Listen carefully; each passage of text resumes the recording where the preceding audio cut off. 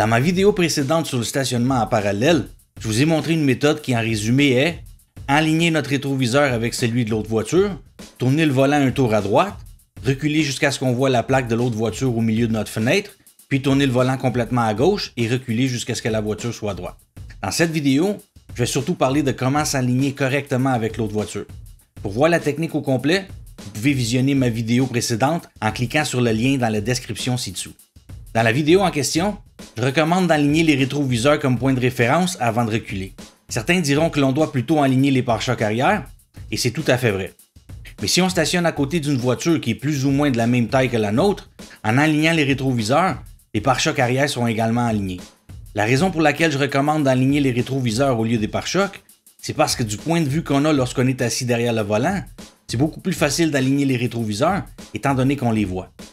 Mais on ne voit pas les pare-chocs arrière, donc ça devient beaucoup plus difficile de les aligner, même pour les conducteurs expérimentés.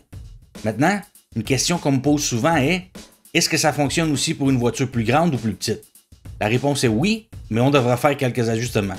Avec cette technique, il y a deux principaux points de référence qu'on peut utiliser afin de déterminer la distance que l'on aura du trottoir quand on va reculer pour redresser la voiture. Les rétroviseurs ou la plaque d'immatriculation de l'autre voiture dans notre fenêtre. Si on utilise les rétroviseurs, voici ce qu'on doit faire.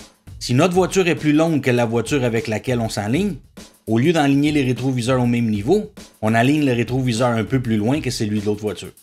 Si on a une voiture plus petite, on l'aligne un peu avant. Ensuite, on tourne le volant un tour à droite et on recule jusqu'à ce que la plaque de l'autre voiture soit alignée au milieu de notre fenêtre, puis on tourne le volant complètement à gauche et on recule jusqu'à ce que la voiture soit à droite. Si on utilise plutôt la plaque comme point de référence, on aligne les rétroviseurs peu importe la taille de notre voiture, on fait un tour de volant à droite puis on recule. Si les voitures sont de la même taille, on aligne la plaque au milieu de la fenêtre. Si notre voiture est plus longue, on aligne la plaque plus vers le côté droit de la fenêtre.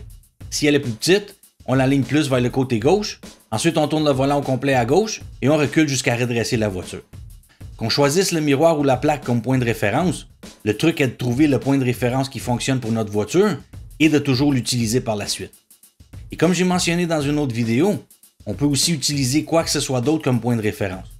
On pourrait par exemple aligner le bouton pour ouvrir la fenêtre avec la plaque, ou la poignée de porte ici, ou quoi que ce soit d'autre. Si ça fonctionne, utilisez-le.